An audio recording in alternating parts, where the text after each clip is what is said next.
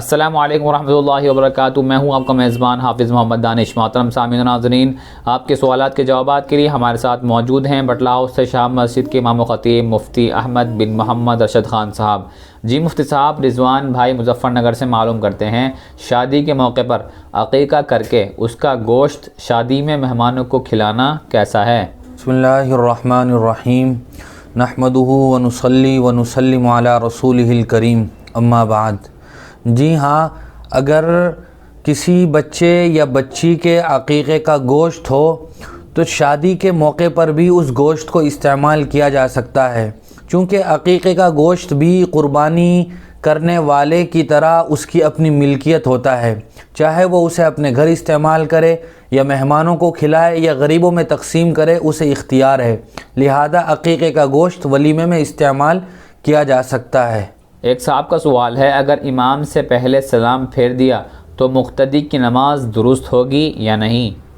جی ہاں، مذکورہ سوال کا جواب یہ ہے کہ مقتدی کو نماز میں امام صاحب سے آگے نہیں بڑھنا چاہیے۔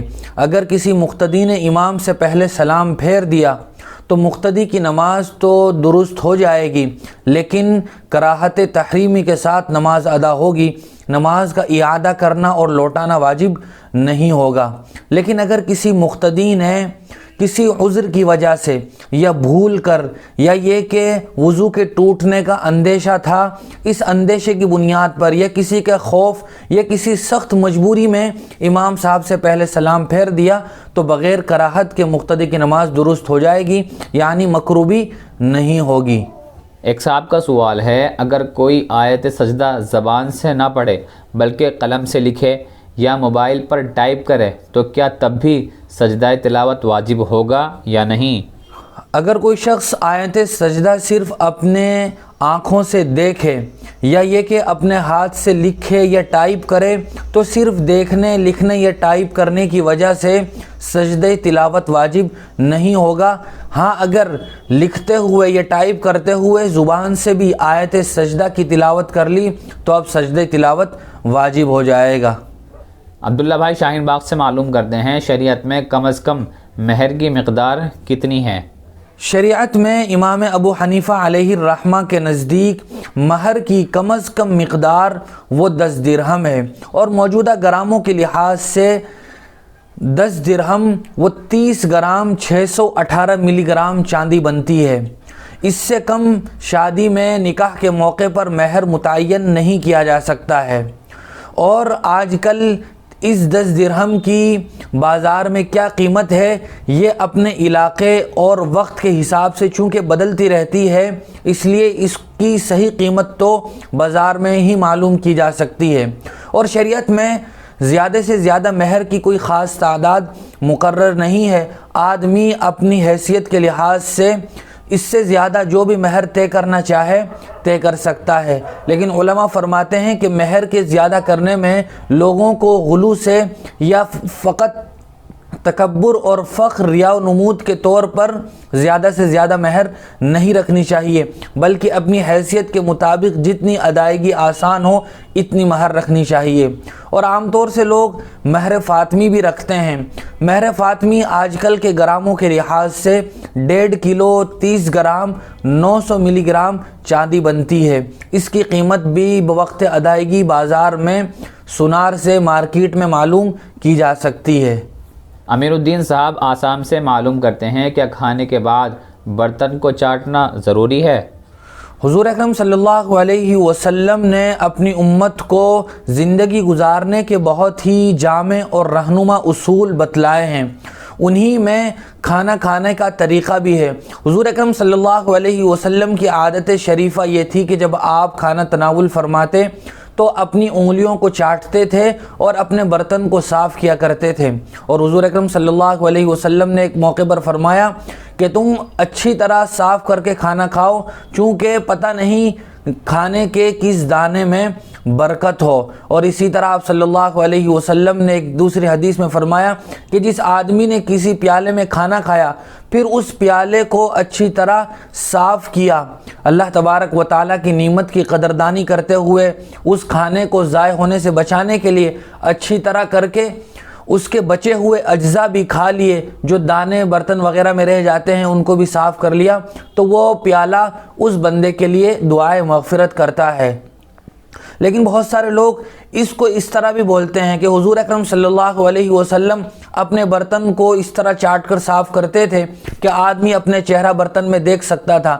تو یہ بات تو کوئی حدیث میں نہیں ہے، اور نہ ہی اس زمانے میں آج کی طرح کانچ کے یا اسٹیل کے برتن یا پلیٹیں ہوتی تھیں۔ اس زمانے میں عام طور سے لکڑی کے بس برتن استعمال ہوتے تھے، لہذا یہ بات تو درست نہیں ہے۔ البتہ اپنے برتن کو اچھی طرح صاف کرنا، انگلیوں کو چاٹنا، یہ مسنون ہے اور باعث ثواب ہے۔ ذاکر بھائی سعودی عرب سے معلوم کرتے ہیں، ایک امام صاحب پر سجدہ سہو واجب نہیں تھا، لیکن انہوں نے پھر بھی سجدہ سہو کر لیا، تو کیا نماز درست ہو جائے گی یا نہیں؟ جی ہاں، اگر امام صاحب پر یا کسی مقتدی کے ساتھ یہ معاملہ پیش آیا کہ انہوں نے اپنے ذہن سے یہ گمان کیا کہ مجھ پر کوئی سجدہ سہو واجب ہے، اور اسی گمان کی بنیاد پر سجدہ سہو کر لیا، بعد میں یقینی طور پر یہ بات معلوم ہو گئی کہ مجھ پر تو کوئی سجدہ سہو واجب نہیں تھا، تب بھی امام صاحب کی یا اس انفرادی طور پر نماز پڑھنے والے مقتدی کی اپنی نماز بالکل درست ہو جائے گی۔ مفتہ بہی قول یہی ہے، گرچہ اس پر کوئی سجدہ سہو واجب نہیں تھا۔ نماز کو دہرانے کی ضرورت نہیں ہے اور نہ ہی نماز فاسد ہوگی۔ ایک خاتون کا سوال ہے، ارحان نام رکھنا کیسا ہے اور اس کے کیا معنی ہیں؟ مذکورہ لفظ اگر ارحان ہا کے ساتھ ہے، یعنی بڑی ہا ہے، تو کتابوں میں لکھا ہوا ہے کہ لغات میں، عربی ڈکشنریز میں اس طرح کا کوئی لفظ موجود نہیں ہے، لہذا اس کا کوئی معنی بھی نہیں ہوگا اور نام رکھنا بھی درست نہیں ہے۔ اور اگر ارحان چھوٹی ہا کے ساتھ بولا جائے تو عربی میں یہ رہنن کی جمع ہے۔ رہن کہتے ہیں عربی میں گروی رکھی ہوئی چیز کو، کوئی آدمی کسی سے قرض لیتا ہے تو گروی کوئی چیز رکھ دیتا ہے، اس کو عربی میں رہن کہتے ہیں۔ یہ لفظ تو عربی میں موجود بھی ہے، لیکن اس لفظ کے کوئی اتنے اچھے معنی نہیں ہے کہ کسی کا نام رکھا جائے، لہذا اس نام کے علاوہ دوسرا کوئی اچھا معنی خیز نام رکھنا چاہیے، جس نام کے اندر معنویت موجود ہو۔ اسی طرح ایک لفظ یہ بھی بولا جاتا ہے روحان، ہاں اس کے معنی ہوتے ہیں رزق کے، روزی کے، خوشبودار پھول کے۔ اگر روحان کوئی آدمی نام رکھنا چاہے تو رکھ سکتا ہے، اچھا نام ہے۔ البتہ ارحان اور ارحان یہ نام صحیح نہیں ہے۔ محسن بھائی بٹلاؤ سے معلوم کرتے ہیں، اگر کسی نے نماز میں لا حول ولا قوت پڑھ دیا تو اس کی نماز کا کیا حکم ہے؟ سوال کرنے کا مقصد اگر یہ ہے کہ نماز میں اگر وسوسہ آ جاتا ہے، کوئی خیال آ جاتا ہے، تو اس کو دفع کرنے کے لیے، دور کرنے کے لیے لا حول ولا قوت الا باللہ یا اسی طرح اعوذ باللہ من الشیطان الرجیم پڑھ سکتے ہیں یا نہیں؟ تو فقہا نے لکھا ہے کہ نماز میں وسوسے کو دور کرنے کے لیے زبان سے لا حول ولا قوت یا اعوذ باللہ نہیں پڑھنی چاہیے۔ ہاں البتہ اگر کوئی آدمی دل ہی دل میں زبان سے تلفظ کے بغیر پڑھ لیتا ہے تو کوئی حرج نہیں ہے۔ اسی طرح اگر کوئی آدمی وسوسوں کو دور کرنے کے لیے نماز میں لا حول ولا قوت الا باللہ یا اعوذ باللہ من الشیطان الرجیم پڑھ لیتا ہے تو اس کی نماز پر کوئی اثر نہیں پڑے گا، اس کی نماز فاسد نہیں ہوگی۔ لیکن اگر کوئی آدمی دنیاوی امر کی بنیاد پر نماز میں لا حول ولا قوت الا باللہ پڑھ لے یا اعوذ باللہ پڑھ لے تو پھر اس کی نماز فاسد ہو جائے گی۔ اس کی مثال یہ ہے کہ کوئی آدمی نماز پڑھ رہا تھا اور اس کے قریب میں بیٹھے ہوئے کچھ آدمی باتیں کر رہے تھے، اور ان باتیں کرتے ہوئے ان میں سے کسی آدمی نے کوئی بات کہی۔ اس نماز پڑھنے والے نے ان کی بات کو سن کر افسوس کرتے ہوئے یا یہ کہ کسی اپنی غم پر اظہار کرتے ہوئے نماز میں ہی لا حول ولا قوت الا باللہ کہہ دیا تو پھر نماز فاسد ہو جائے گی۔ گویا دینی لحاظ سے اگر کہہ رہا ہے تو نماز فاسد نہیں ہوگی، دنیاوی امر کی بنیاد پر نماز میں کہہ رہا ہے تو نماز فاسد ہو جائے گی۔ یہ فتویٰ فتاوی جامعۃ العلوم الاسلامیہ بنوری ٹاؤن میں موجود ہے۔ بہت شکریہ مفتی صاحب آپ کا۔ اسی طرح کی مزید مسائل کی جانکاری کے لیے ہمارے دار ارقم یوٹیوب چینل کو سبسکرائب کریں، ویڈیو کی نوٹیفیکیشن کے لیے بیل آئکن کو پریس کریں، ویڈیو کو لائک کریں، صدقہ جاریہ کی نیت سے ویڈیو کو شیئر بھی کریں، اور اسی طرح اپنے سوالات ہم تک پہنچاتے رہیں۔ جزاک اللہ۔